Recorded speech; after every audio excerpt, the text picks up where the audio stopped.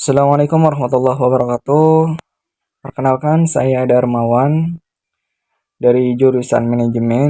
Di video kali ini, saya ingin menjelaskan tentang sumber hukum Islam untuk memenuhi tugas mata kuliah pendidikan agama. Oke teman-teman, di sini sumber hukum Islam yang akan saya jelaskan yaitu yang mutafak. Nah, yang mutafak ini artinya yang disepakati oleh para ulama. Jadi ada dua sebenarnya sumber hukum Islam itu, ada muttafaq dan juga mukhtalaf. Muttafaq yang disepakati dan mukhtalaf yang tidak disepakati oleh para ulama. Namun di sini saya sedikit ingin menjelaskan tentang sumber hukum yang muttafaq. Nah, lanjut di slide 2 di sini sumber hukum Islam secara muttafaq itu dibagi menjadi 4 ya teman-teman. Yang pertama itu ada Al-Qur'an, hadis, ijma, dan juga qiyas.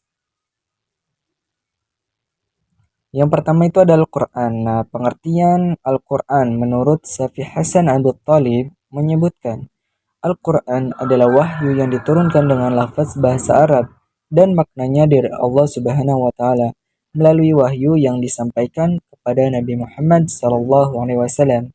Ia merupakan dasar dan sumber hukum utama bagi syariat. Nah, dalam hubungan ini, Allah Subhanahu wa taala sendiri menegaskan dalam Al-Quran, sesungguhnya kami menurunkannya berupa Al-Quran dengan bahasa Arab agar kamu memahaminya. Quran Surah Yusuf ayat 2. Adapun pokok isi kandungan Al-Quran itu terdiri dari yang pertama itu ada tauhid, ibadah, janji dan ancaman, jalan mencapai kebahagiaan dunia dan akhirat, dan juga riwayat dan cerita. Setelah pengertian dari Al-Quran itu sendiri, di sini ada dasar kehujahan Al-Quran dan kedudukan. Al-Quran dijadikan sebagai sumber hukum Islam. Dalam Quran Surah An-Nisa ayat 105, Allah SWT berfirman, sesungguhnya kami telah menurunkan kitab kepadamu dengan membawa kebenaran, supaya kamu mengadili antara manusia dengan apa yang telah Allah wahyukan kepadamu. Dan janganlah kamu memberi penantang orang yang tidak bersalah, karena membela orang-orang yang khianat. Al-Quran merupakan sumber hukum utama dalam Islam dan menempati kedudukan pertama dari sumber-sumber hukum Islam yang lain. Ia merupakan aturan dasar yang paling tinggi. Semua sumber hukum dan ketentuan norma yang ada tidak boleh bertentangan dengan isi Al-Quran.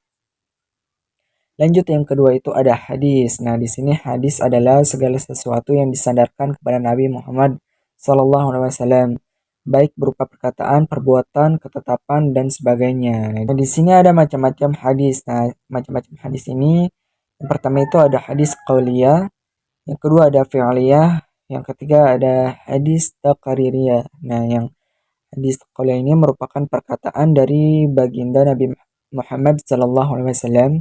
Yang kedua ada hadis fi'liyah, yaitu perbuatan Nabi. Ketiga hadis taqririyah, ketetapan. Nah, contohnya itu ketika para sahabat melakukan sesuatu di depan Nabi Muhammad SAW, kemudian beliau diam dan juga tidak melarangnya, maka di situ diartikan sebagai Nabi Muhammad SAW mengiyakan atau memperbolehkan. Kemudian dasar dari kehujahan al-hadis dan kedudukannya sebagai sumber hukum Islam. Dalam dalil Al-Quran nih, Allah Subhanahu wa taala berfirman, taat kepada Allah dan taatlah kepada Rasul.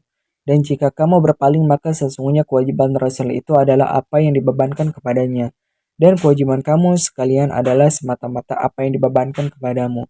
Dan jika kamu taat kepadanya, niscaya kamu mendapat petunjuk dan tidak lain kewajiban Rasul itu melainkan menyampaikan amanat Allah dengan terang.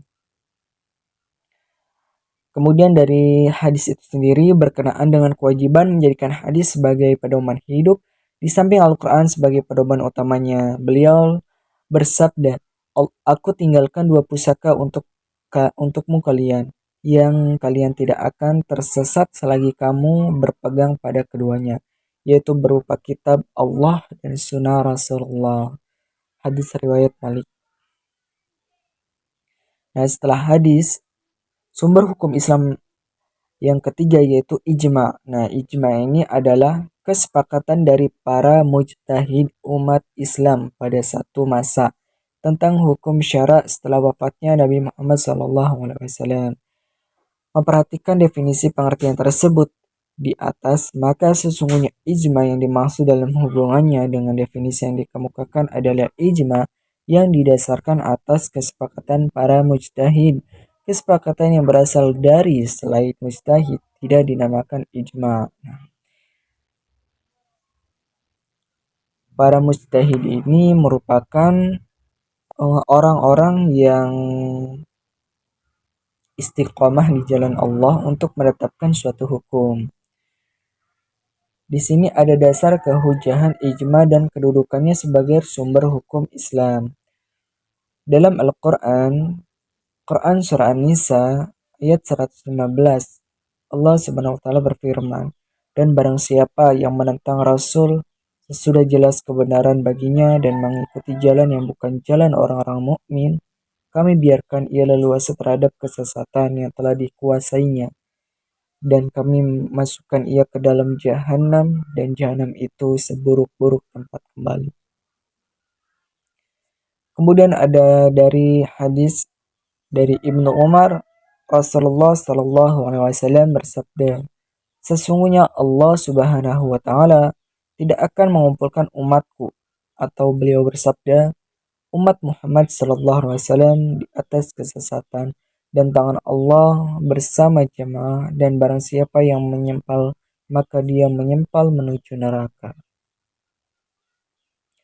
Dalil Al-Quran dan hadis di atas menjadi landasan para ulama dalam berpendapat bahwa ijma bisa dijadikan landasan hukum dalam menentukan hukum Islam. Dan yang terakhir nih teman-teman, yaitu ada qiyas. Nah, qiyas ini merupakan hubungan suatu yang tidak dijelaskan oleh nas hukumnya dengan sesuatu yang telah dijelaskan di dalam nas, karena antara keduanya terdapat persamaan illat hukum.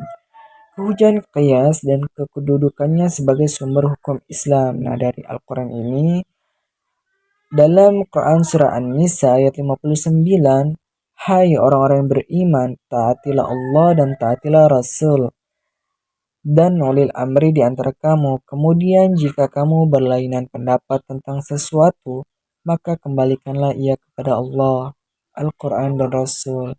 Jika kamu benar-benar beriman kepada Allah dan hari kemudian, yang demikian itu lebih utama bagimu dan lebih baik akibatnya." Kemudian dari hadis, Rasul bertanya, "Bagaimana kamu akan menetapkan hukum apabila dihadapkan padamu suatu yang memerlukan penetapan hukum?" Muadz menjawab, "Saya akan menetapkannya dengan kitab Allah." Lalu Rasul bertanya, "Seandainya kamu tidak mendapatkannya dalam kitab Allah?" Muadz menjawab, "Dengan sunnah Rasulullah." Rasul bertanya lagi, "Seandainya kamu tidak mendapatkannya di dalam kitab Allah dan juga tidak dalam sunnah Rasul?" Muadz menjawab, "Saya akan berijtihad dengan pendapat saya sendiri." Maka Rasulullah menepuk-nepuk belakang Muadz seraya mengatakan, "Segala puji bagi Allah yang telah melaraskan utusan seorang Rasul dengan sesuatu yang Rasul kehendaki." Hadis riwayat Abu Daud dan Al-Tirmizi. Alhamdulillah teman-teman, itu dia penjelasan dari beberapa sumber hukum Islam yang telah saya paparkan. Jadi kesimpulannya ini, sumber hukum Islam dibagi menjadi 4, yaitu ada Al-Quran, hadis, ijma, dan juga qiyas. Nah, dari keempatnya ini, yang paling menjadi sumber hukum utama Islam yaitu Al-Quran itu sendiri. Kemudian disusul dengan hadis, ijma, dan juga qiyas. Oke teman-teman, cukup sekian. Itu saja dari saya. Assalamualaikum warahmatullahi wabarakatuh.